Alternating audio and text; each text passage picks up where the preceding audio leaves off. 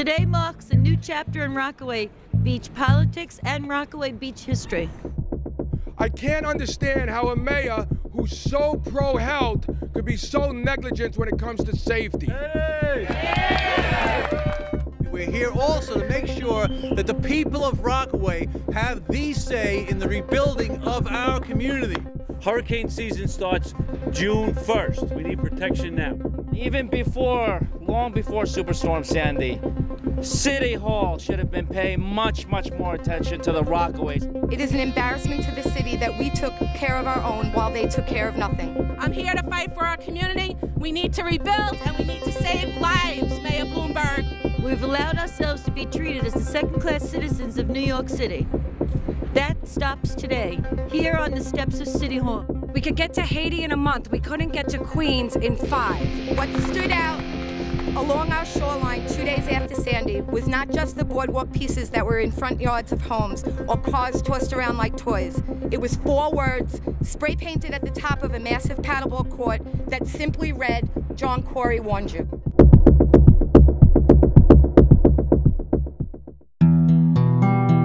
The jetties are the answer to stop the erosion.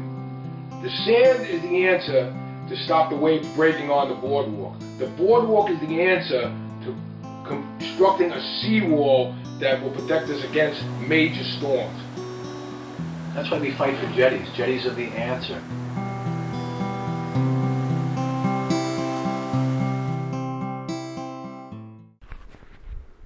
Are you guys ready? Okay, from here on in, we're rolling. The first rally was really only after moved back to Rockaway. I'd been, had the house and the family forever, but decided to move back. It was a great opportunity. So when was this? I saw this is 2010, and I saw that there was that there was a big problem on the beach. Spoke to Roy Tellison. It was after one of the big Nor'easters. They just closed the beach up, and I said, walked up to him, saw him doing it. I said, "What's going on here?" He said, "They put the gates on the beach and the staircase. You couldn't go on. Beach closed." I said, "What's this about?" He says, "Oh, it's going to be closed for the whole summer." I said, "Really? That's it?" He says, "Oh yeah, that's it. This is I said, "But are you going to put sand in?" "Oh, there's no plans for sand anytime soon." I said, "Well, what are you talking about?" "Oh, there's a long-term study that no one's doing anything about." I said, "Really? No one's doing anything about?" He says, "Yeah, years ago, they used to fund it. It's not funded this year." I said, "You're kidding me." So I said, "You know what?" I went down to one of the, actually I speak to Jonathan Gask on the phone. He starts quoting 1994 studies. I'm like, 94? I said, how do you not know that? We're already up to 2003. It's a study now, He goes, "Oh, they study everything for years. They've been doing this forever." Kind of just blew me off. I was like shocked. So I said, "You know what? I'm going to just kind of get it out there." I called all the media I could. Obviously the Wave was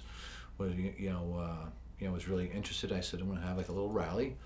It was more an informative rally, just to kind of get people worked up about it. Let people know there's a study going on, and we got to really get on top of this, and hopefully meet people like Eddie. Eddie, pick him out of the woodwork. What was the response when you were first reaching out to people? Frustrating. Very frustrating. For me, it was. People, what it is, I got a lot of secret phone calls. People calling on the phone like, "Hey, I see your number in the paper. I'm the expert on the beaches. I gotta meet you down this dark alley." It was really insane. I mean, people were like, "Oh, you gotta do this. They don't do that. No one wants to get it done. It's about casinos." And I was like, okay. So obviously, it's like people have these crazy, outlandish thoughts about why they want to see the devastation of Rockaways.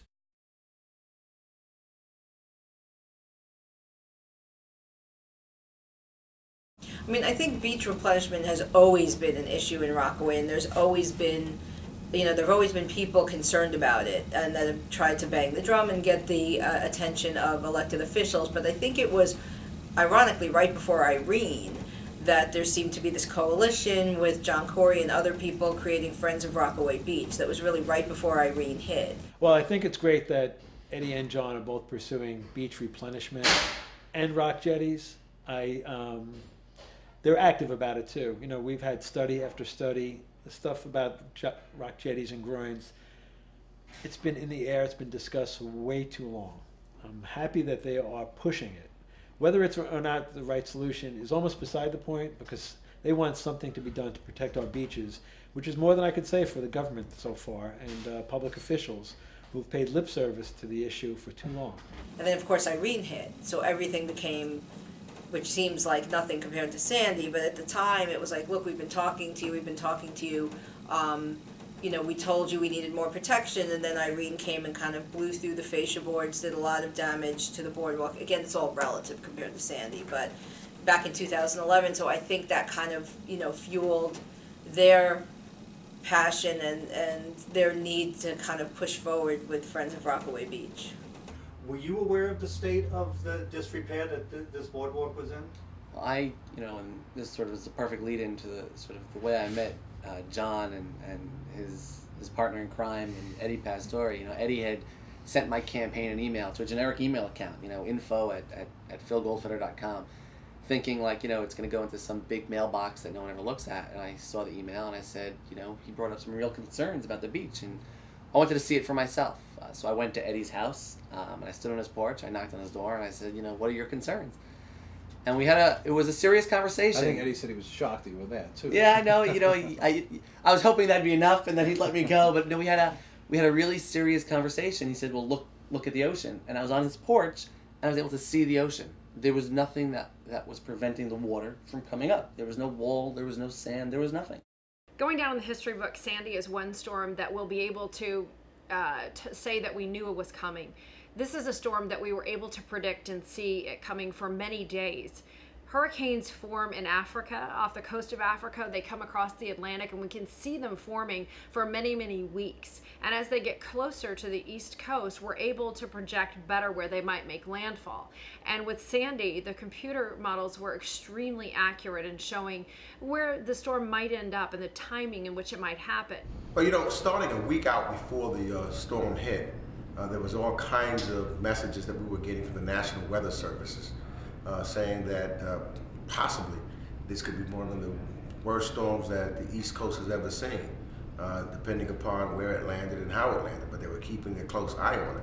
And so I was getting updates from the National Weather Bureau almost on a daily basis as to how the storm was progressing up the Atlantic Ocean and where they're projecting it to hit and when they were projecting it to hit. We were very concerned, the office here, feeding some of the phone calls we were getting from constituents about the severity of the storm. Most stations, radio, were talking about the magnitude of Hurricane Sandy at the time.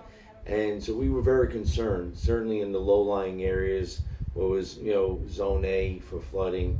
We were very concerned, but nothing to what we thought or knew was going to come. Well, we were getting, you know, constant updates from the mayor's office as far as what was going to happen. Our own meteorologists were looking at everything. And I remember Craig Allen, who's been our chief meteorologist for the past 25, 30 years, saying on our air, basically these words, I've never used the word danger in a forecast before. I've never used the word life-threatening in a forecast before. So I think that people severely underestimated Hurricane Sandy and the storm. And for me, that was a challenge because all day I had been in Rockaway, meeting with people, talking to people, and urging them to leave because I just had a very bad feeling. I had a gut feeling that this was going to be the big one. And I knew that we were not prepared as a city, as a community, quite frankly, as individuals. I grew up in South Florida, and hurricanes, they're something I know well. I worked in news, one of my first years in news when Hurricane Wilma, Katrina, and Rita hit Florida. I wasn't sure what the magnitude of Hurricane Sandy was going to be. I do remember the exact moment where I looked at my phone and it said storm surge. I got a news alert on my phone and it said the storm surge would be anywhere from, I think it was 5 to 10 feet at that point.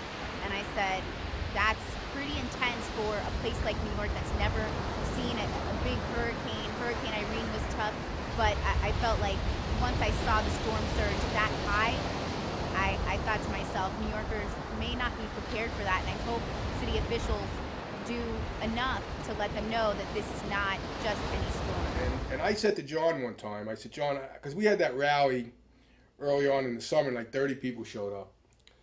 And I was so frustrated, and I said to John, what is it going to take? Water running down the street?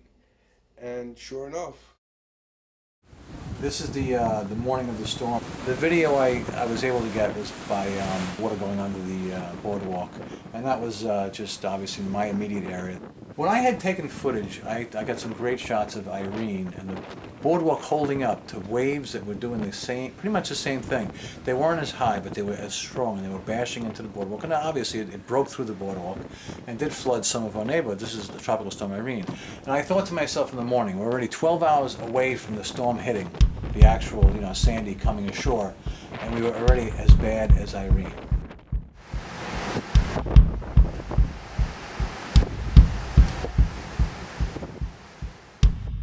As meteorologists, we can put out the numbers, we can give the projections, and the warnings for evacuations were 48 hours in advance. There was a lot of warning on what could potentially happen. But I think if you talk to people in the Rockaways and in the neighborhoods, you don't really know what those numbers can do until you're living through it.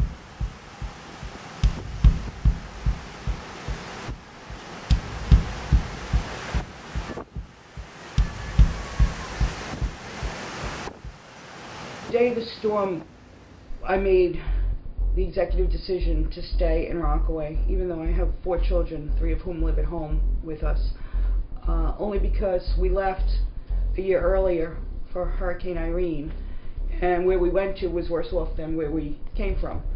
So I honestly didn't expect it to be as bad as it was.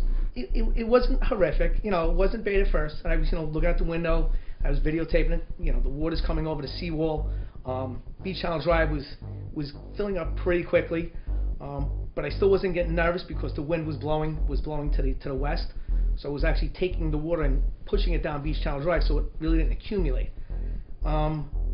Later then, the wind stopped going west, and then it started heading north, and that's when everything started changing. About 5:15, the water in our basement sewage water started coming up. So my husband, my son Michael, and I went downstairs and we tried to suck up the water with the shop vac. We did that for a little while until the lights went off about 6 o'clock, and at that point we kind of threw our hands up. This is a surge in water that a lot of people had never seen in their lifetime and weren't expecting. We were able to predict that the storm surge would occur 10 to 12 feet in places like the Rockaways by looking at the computer models. But even then, when you see a storm surge like that with that type of height, it hadn't happened before in the Rockaways in modern history, and so what type of damage could translate into property was difficult to predict. At 10 after 6, the lights went out. We had complete darkness. So now it's just in the dark. The water already was up to the 3rd step outside, and I'm just like, I know this water's gonna come in the house, or it's gonna at least attempt. So I'm praying, saying, Lord, please don't let this water come in the house. There was a moat floating around us. Cars were floating down the street. I live across from the Stop and Shop. The cars in that parking lot were floating away. We stood, my son stayed on the back deck and I stayed on the front deck because the fire embers were coming so fiercely. In any other circumstance it would have been a beautiful light show, but it was very, very nerve-wracking because the embers were just flying on our deck and we were running, trying to put them out before they would catch our home on fire. It was seconds. It was literally seconds. All of a sudden I hear boom, boom, boom, boom, boom, boom, boom, boom. And I was like, what the hell is that? So I run down the stairs. I run down the basement stairs. As I get to the 2nd stair in the basement, the fire door blows open. And like 100,000 gallons of water come in. And I start running up the stairs because, it's chasing me up the stairs, the water. When the storm surge happened with Sandy, it wasn't just the storm itself, but also it occurred at the perfect timing. The surge happened at a full moon. And what happens when there's a full moon is that the tide is increased. It's higher than normal. And so that combination of a high tide with a full moon plus the storm hitting right at that high tide was really the perfect combination for major devastation. The bay had now come to my bedroom window. So I said to my mother, what do we do? The house was now starting to move back and forth like this. So we stood in the middle of the house and we just held on to each other and we started to pray. My son had earlier put a little Tykes sandbox tugboat in my dining room, and actually I got upset with him because I was annoyed that he was doing this, but that helped us We put that in the water in front of our house. And the water is literally, it is literally an inch from the top stair coming into the first floor. And I'm like, oh my God. So I'm looking at the window, the front window, the water's everywhere, there's nothing going on. My wife's in Brooklyn, so I text her, you know, I say, you know, we lost everything, I love you. And I thought it was a problem there. My husband and son tied a rope to it and pulled the tugboat in the water with my 7-year-old daughter, who we woke up out of a sound sleep. We put her into the tugboat. We combined the guinea pig and rabbit in one cage and our dog and towed them through the water. Well, my son, my daughter Jessie, and my husband Charlie towed them through the water while I helped to carry Mrs. Flynn across the street with my neighbor Billy Gallagher. And then I start smelling the smoke. I jump off the couch, I'm like, what the hell's going on? And it's coming from, like, my daughter's bedroom is in the back of the house where the push. So I run on the back of the porch. The entire sky is lit up. All you heard was screaming, people crying. I didn't hear no explosions like the lady heard, but I did see like fire flares in the air. So I immediately jump up, I run out the back again, and the house, 4 houses from my house, is engulfed in flames. And you could hear the guy that's in the house screaming, help me, please help me, someone help me. Oh my God, help me. It was hard. I made a mistake by keeping my children here that night because you don't know what it felt like to be responsible for making that decision and possibly not making it through that night because of your stupid decision to stay. The fires were just, I could deal with the water, but when the fires came and you looked out your window and you couldn't tell where they were, you just heard people screaming, and I heard explosions, and I just assumed it was the cars that were exploding. But there was nobody there to help us. I called my brother out in Long Island. I told him, please call 911. They're not picking up us. Tell them there's a family. There's a family on 131st Street, and we need help. Please, I called my son up in Albany. I was on the phone with him till 1:30 in the morning because I didn't know if I was ever going to see him again.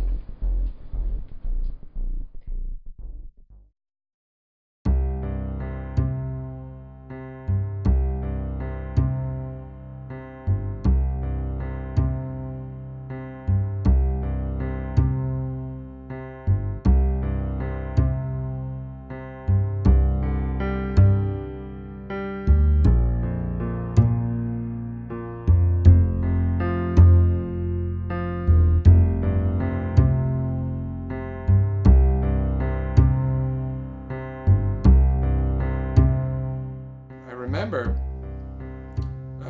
before even getting to Rockaway, getting this eerie feeling and watching cadaver dogs get off a truck. Wow. Because at that point, we didn't know how many casualties there were, if people had drowned in their own homes. And I just remember getting chills up my spine and getting goosebumps watching these search and rescue dogs. Dozens of them coming off this massive tractor trailer, and I remember the National Guard or I don't know who they were, but they were in military fatigues. You really felt like you were in another country. You didn't feel like you were in New York City. You didn't feel like you were in America. The first parts that I saw were far Rockaway, and it was just, thank God Beach Channel Drive was kind of clear, so I could drive on it, but there were cars everywhere. There were just cars tossed all over the place. As soon as it could get far enough so it wouldn't overflood my boots, I got out there and I did a quick tour of the Rockaways as much as I could see in an SUV from one end to another, and saw that we have gotten messed up. I got a chance to meet with the local police captains. I got a chance to see one part of the Rockaways to another, and I saw that we were totally overwhelmed. I parked the car on 129th Street and I walked down about half the block to where the Harbor Light had been. And it was just awful. It really was just awful. This is probably the first time that I'm talking about it on camera. And when I was there, the rubble was still smoldering. There was still smoke coming out of the ground because even though the fire had been extinguished, there was still some small fires underneath. and the several homes adjacent to the Harbor Light that also burned down to the ground. Walking a bit further down that street, I think it was Beach 130th, I ran into a man who was sitting on the front porch, or the front steps of what was his house, and his house was totally gone. It was totally flattened. And I started to talk to him. I said, you know, what are you thinking right now? And he started to tell me this incredible story. His name was Mike McDonald. He started to tell me this incredible story about how when the fire came and the floodwaters came, he had gotten 6 of his neighbors to follow him out of their homes because he told them that they were going to die if they stayed there.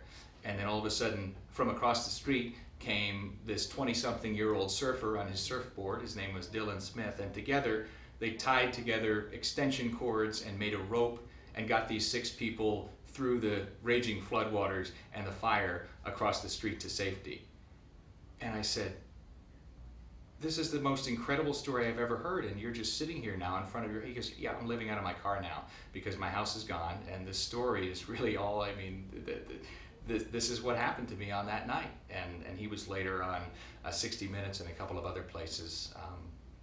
And that was one of the more powerful stories I ever heard. This man who had become this incredible hero after the storm was left homeless and living out of his car after having saved 6 people.